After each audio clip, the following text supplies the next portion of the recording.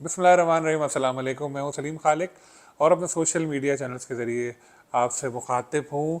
और पहली बार ऐसा नज़र आ रहा है बड़े अरसे के बाद कि पीएसएल के होने में अभी कई माह बाकी हैं, लेकिन एक माहौल बनता जा रहा है। शायद इसकी वजह ये है कि दो नई टीमें फ़रोख्त हो रही हैं और उसका जो नीलामी होने वाली है, इसलिए लोग ज़्यादा जोशो खरोश का मुजाहरा कर रहे हैं और पीसीबी भी बहुत ज़्यादा मुतहर्रिक है। लेकिन वजह जो भी हो, एक अभी से एक पीएसएल की हाइप बन चुकी है और लोगों को मुख्तलिफ मामलात में काफ़ी इंटरेस्ट भी है। वो बहुत सवालात भी पूछ रहे होते हैं एक दूसरे से। एक चीज़ और है ऐसी जिसकी मैंने पिछले दिनों एक खबर भी दी थी कि रिटेंशंस का क्या होगा। क्योंकि देखें, अगर मैं आपसे ये पूछूं, जो एक पीएसएल हुई थी रवां साल 10वां एडिशन, तो कौन से ऐसे बड़े प्लेयर्स थे जो उसमें पाकिस्तान के शामिल नहीं थे? तो शायद आपके पास बहुत कम ऐसे नाम हो जो आपको याद हो। कि मेरे ख्याल है सारे ही जितने सेटअप में थे जो बड़े नाम, तकरीबन तमाम ही पीएसएल की 6 टीमों में शामिल थे। चाहे खेले ना खेले, लेकिन स्क्वाड में एटलीस्ट ज़रूर थे।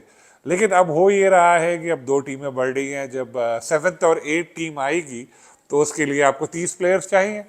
और अगर 30 प्लेयर्स चाहिए और बाकी जिन्होंने बरकरार है उनके पास स्क्वाड, तो वो रिलीज़ नहीं करें, तो क्या ये जो 6th 7th और 8th टीम है ये फिर अल्लाह दित्ता और ये दूसरे स्टेप टाइप के लोगों को खिलाएंगी? मोहम्मद अली, जो बिल्कुल ऐसे प्लेयर, या सलीम खान, कोई जो बिल्कुल अननोन या कम मशहूर प्लेयर हैं, तो उनको खिलाएंगी? चलो, अगर उनको खिला भी लिया तो जो क्वालिटी ऑफ द इवेंट है वो तो मुतासर हो जाएगी। ये बिल्कुल ऐसे होगा जैसे वर्ल्ड कप में नामीबिया और जिम्बाब्वे और इस तरह की टीमें आती हैं। तो इसके बचने के लिए क्या कर रहा है पीसीबी, वो मैं आपको बताता हूँ। देखिए, हर साल ऐसा होता है पीएसएल में, रिटेंशंस होती हैं। यानी जो आपका स्क्वाड है आपने रिटेन किए, उसमें प्लेयर्स अपने 8 खिलाड़ियों को रिटेन करने की इजाज़त होती है।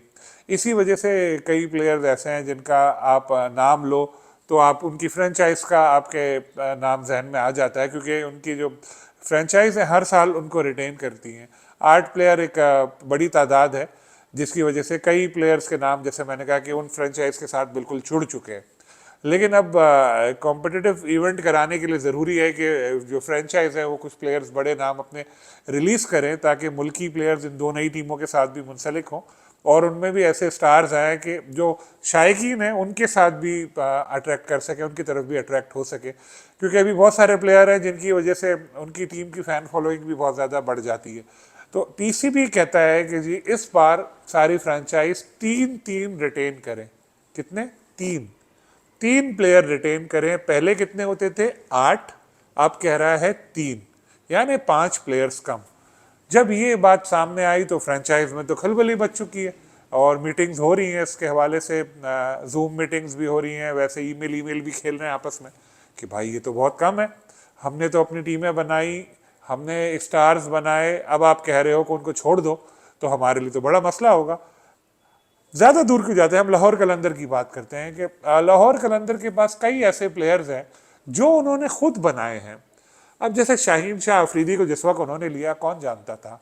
हारिस रऊफ़ उनके प्लेयर्स डेवलपमेंट प्रोग्राम से आए, जमान खान, इस साल नईम, बहुत सारे ऐसे प्लेयर्स हैं लाहौर कलंदर के जो उनकी तरफ से खेले और उन्होंने नाम बनाया। लेकिन अब जब आप बोलेंगे कि जी 3 रिटेन करो, तो उनको बहुत सारे छोड़ने पड़ेंगे। कुछ प्लेयर तो ऑटोमेटिक चॉइस होते हैं, जैसे हर टीम में होते हैं। कराची किंग में बाबर हैं, शाहीन हैं, लाहौर में, इसी तरह दूसरी टीमों में शादाब है, इस्लामाबाद यूनाइटेड में, सबके पास अपने अपने प्लेयर्स हैं। तो अगर आप उनको बोलें कि जी 8 में तो फिर भी रख सकते थे वो, अब 5 बोलेंगे तो भी कम होता। आप तो एकदम 3 पर आ गए हैं, जिससे उनको मसाइल हो सकते हैं। इसी पे मुज़ाकरात जारी हैं। जो फ्रेंचाइज हैं वो भी ये चीज़ जानती है कि यार ये तो, अगर हमने प्लेयर्स रिलीज़ नहीं किए, जो दो नई टीमें आ रही हों तो बिल्कुल हल्की टीमें बन जाएगी, नामीबिया और जिम्बाब्वे जैसी वर्ल्ड कप में, तो मज़ा नहीं आएगा खेलने का। तो वो भी इस चीज़ को समझते हैं और वो तैयार हैं। उन्होंने पीसीबी से कहा, ना आपकी ना हमारी, आप कहते हो 3, हम कहते हैं 8 जो होते, चलो 5 पे डन कर लेते हैं। तो अभी पीसीबी ने इस पर जवाब नहीं दिया। देखते हैं क्या होता है। लेकिन 5 अगर हो गए तो चलो लॉजिकली चलो ठीक है। फिर भी 3-3 करके अगर हम देखें तो प्लेयर्स अगर गए 6 टीमों से भी, तो 5 के हिसाब से अगर हम 3 टीमों के देखें तो 18 प्लेयर तो बाहर हो ही जाएंगे। 6 टीमों के तो 18 प्लेयर बाहर होंगे तो मौका तो मिल जाएगा उन दो को। फिर फॉरेन स्टार्स भी आते हैं, लेकिन शायद पीसीबी ना माने, वो कहे 3, तो फिर फ्रेंचाइज के ऊपर बड़ा एक प्रेशर आ जाएगा कि यार हम किसे रखें, किसे निकालें। ये एक चीज़ है। इससे प्लेयर्स को फ़ायदा हो सकता है कि जो नई टीमें आ रही हैं वो उनको ज़्यादा प्राइस में ले लें, या हो सकता है दूसरी टीमें ही ले लें। तो एक इंटरेस्टिंग सिचुएशन बनेगी आगे लोकल प्लेयर्स के हवाले से। और फॉरेन प्लेयर्स के हवाले से भी आप देख रहे होंगे कि आईपीएल से दिल भरता जा रहा है।